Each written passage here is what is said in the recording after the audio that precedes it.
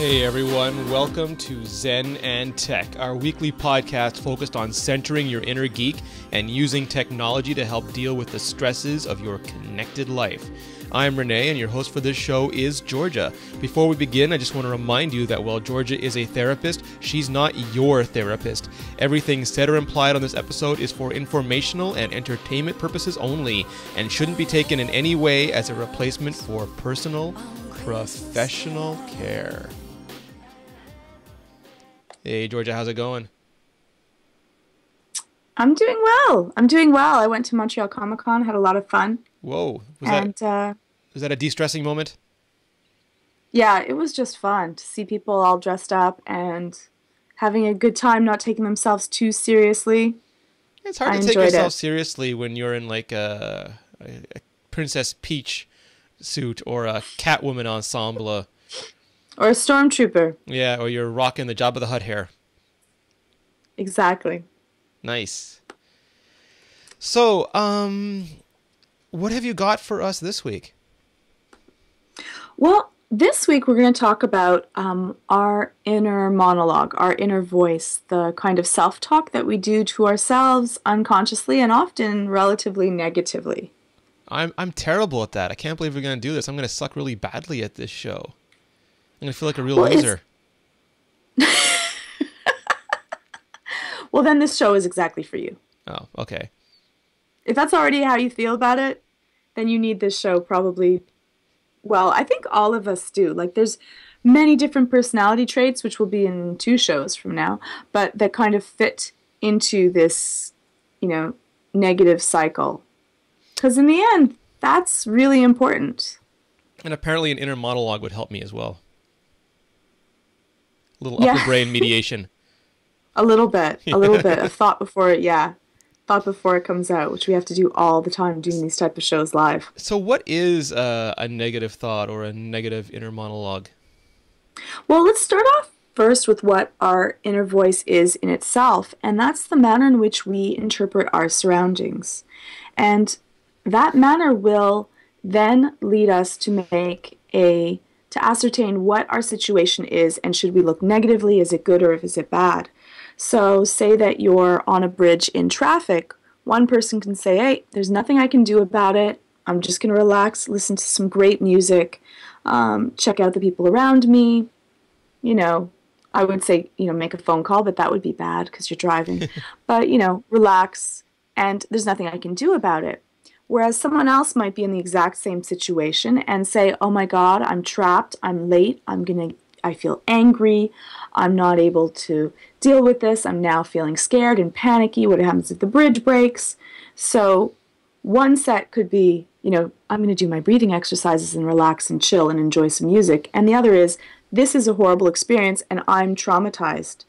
So is it fair to say that your inner voice is sort of like the narration? Because I'm just trying to figure this out. It's the narration that we all do for our own lives. It's kind of, because I never really stopped and thought about it, but you do kind of have a conversation going on in your head all the time. Yeah, I would actually say that this is like the soundtrack to your life. Nice. So 2 people are walking down a hallway, and if the music is scary and ominous, you feel scared and ominous. If the music is happy and lighthearted, you're like, this is great and wonderful, I can relax. So this is kind of like you're choosing what type of soundtrack goes with your movie theme. Either the Superman soundtrack or the Darth Vader march. Yes. Do, do, do, do, do, do, do, do, do. Nice. And the fact that you realize that you're in control with your own music soundtrack of your life really empowers you to change the manner in which you experience life. Is your cup half full or half empty? It's your power, and we're going to kind of work that so that it works in your benefit. Well, I guess if you're negative, then your cup is not only half full, but it's broken and the contents are leaking out all over the table. Yeah, if you have a negative, if you're dealing with a strong negative inner voice, it just can really make life seem so much more daunting than it has to be. And that's, it's your negative self voice is kind of, it's that talk that you have, but after a while, so it's this guy, it's kind of unconscious. You don't really deal with it, which is why it becomes so divisive. And then after a while, it can actually be like this bully that you can't really see or hear, and it's constantly, dealing with you, saying, listen, you suck, that things are horrible, the world is really icky, and you should be scared, and you should be afraid, You're and a you should start failure, you're a avoiding things, and you loser. don't really work at things. Yeah. Yeah, and it can be really something bad. So, the characteristics are like it's automatic, it's usually unconscious and inner voice, and it's pervasive. It's, we're constantly thinking about things, and it's telling you if it's dangerous, if we should challenge it, how we should deal with it. And sometimes it's even irrational. Like, it's like you walk onto the bridge, you're like, oh my God, this bridge could fall. Well, yeah, the bridge could break, and especially in Montreal, the bridge could definitely break because that happens a lot to us. Zing. But, there's more chance that we're going to die from a falling coconut than we will statistically from, a bridge breaking and falling down to that. So does that actually make any sense at all to be worried about this? And the funny thing is, if you were watching a movie and someone went through and overlaid the existing narration with this really depressed, negative, mean-sounding, nasty new narrator, you probably wouldn't watch for that long. You'd recognize it and say, oh, this is a terrible movie. Why am I watching this? Yeah, and that's what we have to do. In the end, we have to start to call out our negative voice, like pull the bully from its hiding spot, grab him by the throat and say, hey, wait a second here. Why are you doing this? What's happening? And let's change this. And that's the nice thing about it, is you make it sound like because we're actually the narrator, we're the Jim Carrey with the God control to our own lives, we can make that choice. We can decide how we want to be that narrator. Yes, yes. And it's really important. And this show we'll probably have to do in two pieces just because it's so important. Like, why do we even do this? Like, why are we always so hard on ourselves? And we'll say, to someone else, you did really well on that speech. Be happy about it. Yet if we do the same speech, we're like, you know what? I wish that I could do better. I thought I could, do a better job about this. It was really horrible. I stuttered once or twice. I, didn't feel as good as I could have when I was doing it. So there's a reason why this has evolved in our species, and in the end, it's for protection. It sounds horrible. If someone else, like if a colleague or a family member, come up to you and said, "Oh boy, your speech sucked. You stammered. You were horrible. You looked all," you'd call them an a-hole, and you'd probably get riled up about it. Hopefully you would, unless you were someone that was a extreme caregiver, and then you might actually say, oh, really? It did? And take it on because your sense of self is so weak. Again, another show. But hopefully you'd be able to say, hey, you know what? Or if you saw someone doing it to someone else, you would say, wait a second, why are you doing that to someone? That's completely off. Yet we do it to ourselves all the time. Yeah, and we don't recognize it. And we don't call ourselves on about it. And actually, we often think, but we deserve to have this. This is something good for us. No, it's really not. It's there because it's a mode of protection that we become, in the end, if we're, questioning everything and we stay inside our house or, wherever we happen to go out and we don't go out, our chances of living to a ripe old age in some ways increase. We're not driving, we're not doing other things. But we have to ask ourselves, is it really worth living? Is that really a life? Is that how we want to choose to live our life, in a life of fear? And most fear-based decisions are the wrong decisions to make anyways. Yeah, it's almost like you start putting yourself in a bubble and contracting that bubble because you think it keeps you safe, but really it just keeps you from being in the world. At a certain level, it'll suffocate you. Yeah. When you're not doing things because you're so worried about everything. Yeah, you're not going to end up living really, and that's what we want to deal with. And sometimes the negative thoughts are just kind of hateful thoughts on ourselves. The fear, the failure kinds, and the ones of perfectionism and belief in who we are. And I think that one exists in ourselves in the hope that it will push us to strive for more. Like if we're not pushing ourselves, if we're just accepting that, getting a B is okay, that we won't strive harder next time to get an A. And so we start to kind of kick ourselves in hope to achieve more and to get more so we don't become complacent with ourselves. But in the end, sometimes we end up, kicking ourselves so hard that it ends up being some sort of a ground and pound scene from Fight Club. And, even Fight Club had rules. So here's my question to you. How can you, because I will occasionally do something dumb and I'll say, oh, I'm such an idiot, or oh, that was really stupid. How do you separate when you really have a problem with negative thoughts as opposed to the, occasional self-epitaph or epithet or something?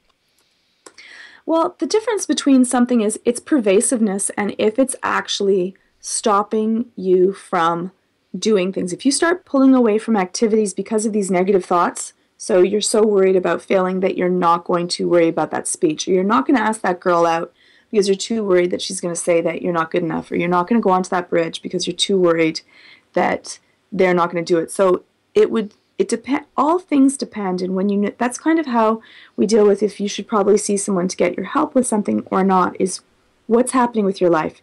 When it starts to damage your life and your bubble becomes smaller, so you're avoiding things, you're not doing things, your self-esteem is dropping, you're feeling bad about yourself where you used to feel really good, that's when you should probably go to see someone and say, you know what, this is a behavior that I need to change. And if you can't change it on your own, go see a specialist. Now you make a really interesting point there, and I had never thought about that before. But there's a difference between doing something like stubbing your toe and going, you moron, or misplacing something and getting upset with yourself. But you make it sound like preemptive. Like instead of striking out with a girl and saying, oh, you dummy, you shouldn't have said that, you're like, don't even try because you're gonna say something stupid, because you always, it's sort of like you're stopping yourself from living, not just reacting to life. Yeah, and it doesn't mean that you're going to get rid of all negative thoughts. In some ways, at a small level, at a manageable level, it's okay to say, you know what, I shouldn't have said something mean to that person, I hurt their feelings, and that wasn't okay. That's all right. But then if it keeps on coming back and you can't put it back on the shelf, if that's not enough to make it say, okay, I'm going to put it on the shelf, I'm not going to deal with that now, that's when you have to say, you know what, there's something more happening here. It keeps on replaying in my mind. It's bothering me so much that I can't sleep, I can't eat, I'm not able to interact with people anymore. There's a big difference between the two scenarios. You explained why these exist, but why would someone, it seems almost impossible to believe that someone would consciously do this to themselves. Right. I think that it depends on, there's certain personality types that deal differently with negative thoughts, and there's different types of negative thoughts. So we're going to kind of go through them. The personality types we'll deal with next week, but they're linked to this. So there's various types of negative thoughts, and I'm going to go through the main ones. So some negative thoughts are about worrying, what if statements, and they lead to increased anxiety, negative anxiety. So what if the bridge falls down? What if the ride wasn't fixed properly? What if the plane crashes? What if they hate me? What if I can't remember the speech? What if, etc. So that's kind of a worrying negative thought. Okay. Another one would be like critical, judgmental. I'm stupid. I'm a failure. I'm incompetent. I'm ugly. I don't look good in this. I'm old. It's kind of negative to ourselves, and that leads to a critical inner voice, leads to low self-esteem, which is horrible. Then there's the victim-y kind of stuff, which I really don't like this one. I don't like victim-y kind of statements. It bothers my inner soul for sure. Like, I'll never be able to. I can't do this. Nothing works anymore. You don't understand what I'm really going through. It's so much worse than you ever thought it could be, and if they're given suggestions on what to do with things, yeah, but I've tried that. That's not there. You don't really understand. And that leads to depression. And then there's perfectionist. I hear that one all the time. This isn't good enough. You can jump higher, do more, be better. You can't relax because you have to get it done. It's not perfect yet. I suppose 99% was good enough for you. Yeah, exactly. But that'll even hurt more to the perfectionist because those 2 damn percent. Yeah. And that'll lead to stress and burnout. And then there's, of course, the fear of failure. What if I fail? They won't accept me. What if I get rejected? What if they see I'm a fraud? I'm not worth being part of this group. And that leads to avoidance.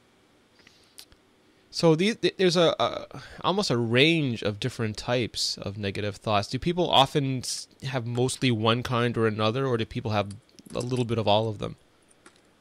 Usually you have a range, and that means that there'll be ones that you hit more often. So maybe 80% of you is perfectionistic. Some of them are like then a fear of failure, because that goes with perfectionistic, for sure as well. And then you'll have a little bit of a few of the others, but they're minor fears. So your personality would lean more towards a few, and then some things others. So perfectionistic people are often not victim-y people. And worrying and victim-y usually go together with critical self-esteem. Perfectionistic fear, failure are usually kind of together. So you'll have a little bit of victim-y every once in a while. It's okay to have a pity party. But you might be mostly perfectionistic and mostly fear of failure. Now, you mentioned in a previous show, is this also one of those things where the more you do it, the worse it becomes? Like you become more critical, your world gets smaller, and that makes you even more critical, which again shrinks your world? Yeah, well, I think that Sock from the chat room mentions a good thing, is that, and deals more with self-esteem, but he's saying that, it depends on the type of failure. He doesn't mind failing at something that he's never done anything at, he's not good at yet. That would be okay. And that's exactly it. If your self-esteem is all in, say, doing a great podcast, if that's where all your self-esteem is in that basket, and you completely fail at doing a podcast, so you've lost that entire basket of self-esteem, that's a huge hit to ourselves. I was talking about myself. Oh, okay. That's a huge hit to who you are as a person. Say that all your self-esteem is put in your looks, and then your looks start to fade. That's a huge basket for you to kind of lose, and that'll hurt a lot. You have your self-esteem that isn't in something that you're doing at all. So say dog grooming. I don't have any self-esteem in dog grooming. If I fail at grooming my dog, I'm like, poor dog. Other dogs are going to make fun of you when you go out. But that's okay. I would be all right with that. So yes, it definitely depends on where you are as well. So it will feed a cycle though. If you stop from doing something because you're fearful of it, then you do less things, you become more critical of the things that you're not doing. Yeah, it actually feeds the avoidance cycle, which is really, really, really bad. What happens is that you're scared of something, so then you'll do it less because that's a very negative feeling. We don't like feeling fearful, low self-esteem or doing something, so you won't do it because that feeling hurt. And then it will feed into that it's really a bad thing. So I have to avoid it more because it makes me feel really, really bad, which reinforces the fact that it must be a horrible thing. And then I have less skill in it because I'm not doing it. So say it's a social situation, I'm losing skill because I'm not practicing. And then it self-fulfills until it could become almost as bad as a phobia, or it could actually become straight up as a phobia, something that you're not going to do. And that's how something like a fear of heights or spiders or anything else can happen. Gotcha. Which is, yeah. So how do you start chipping away at this? How do you stop the slide and get your footing back? Well, the first thing to do, and this is just the first step in this, is to call out the bully. You want to grab that bully, call him out, and say, you know what, these are the things that I'm saying to myself. And I would say by journaling it if possible. And that can be a really hard thing to do. And if you can't journal it, because it's sometimes hard to look at just for people who might be new to the show, what do you mean by journaling? So you would say, at the end of the day, you'd say all the horrible things you said to yourself. You'd write it down. And you'd say, wow, I called myself stupid when I spilled the milk. I said I was incompetent when I started stuttering when I talked to that girl. I said I was a failure when this happened. I said that the bridge might, break when I was stuck in traffic. So anything negative that happens during your day, you kind of call out, you bring it to the surface.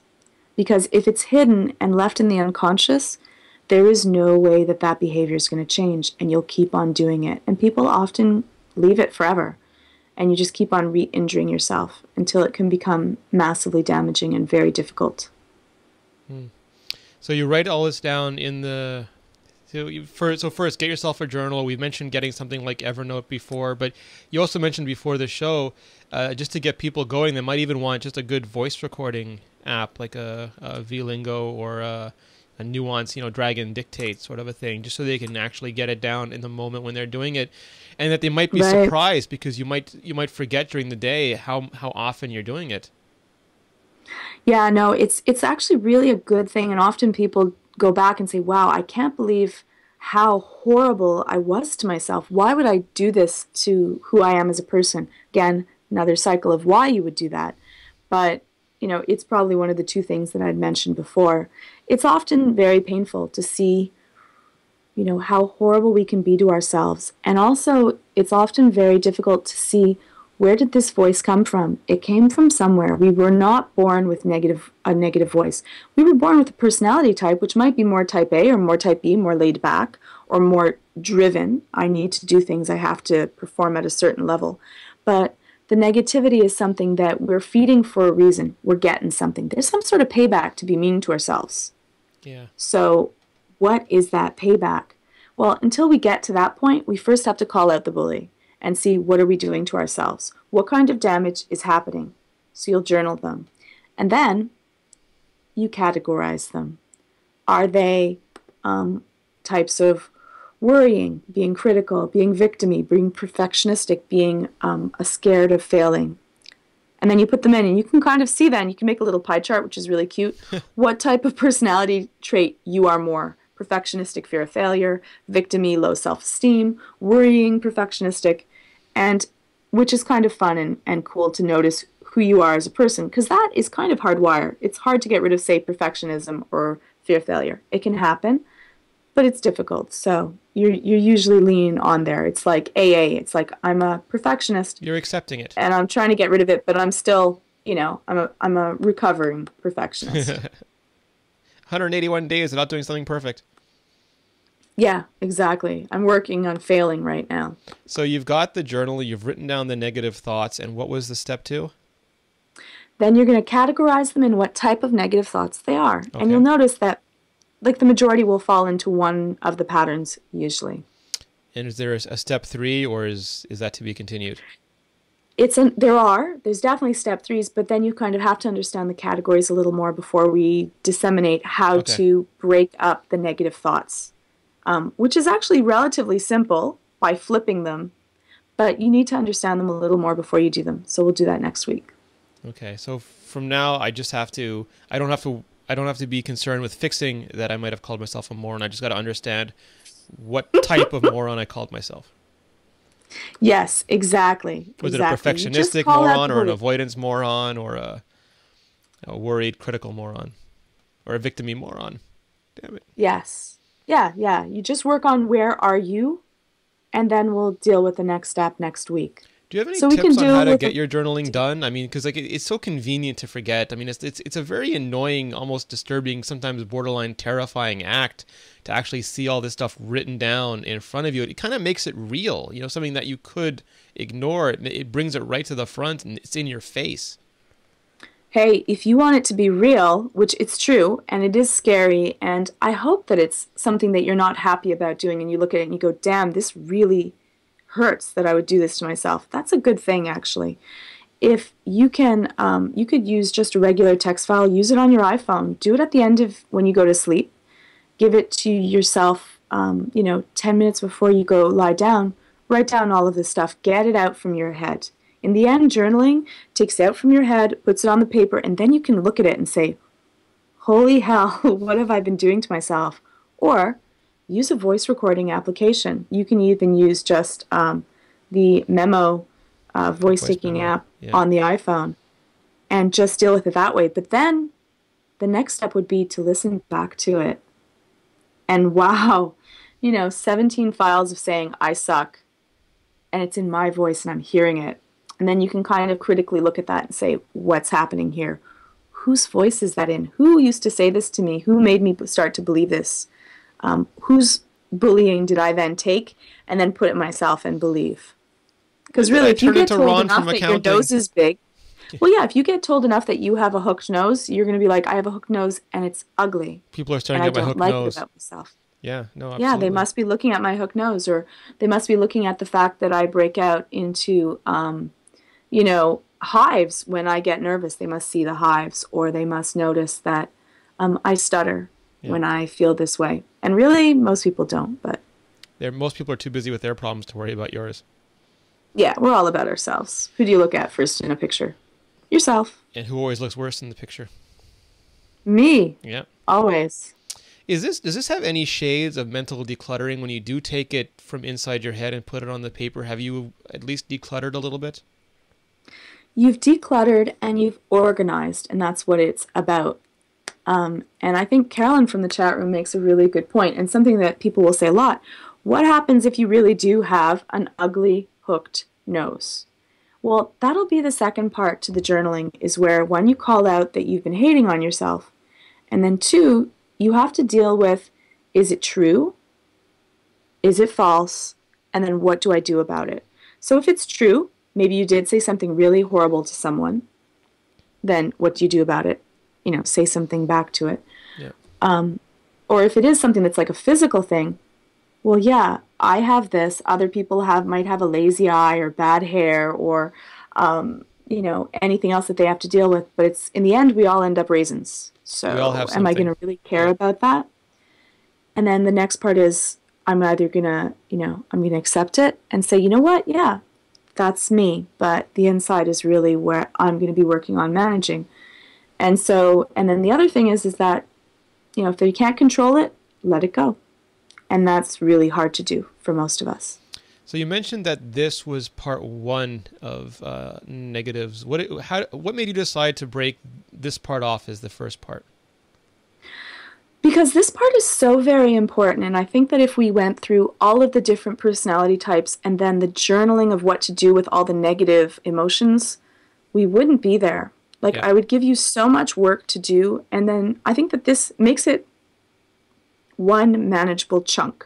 Nice. And even if you don't write it down or journal it, like in a voice app, even if you start thinking about the negative thoughts that you're doing this week, next week work when we have like actual journal things that you can write in, you'll be able to know what it is. It's not going to be unmanageable.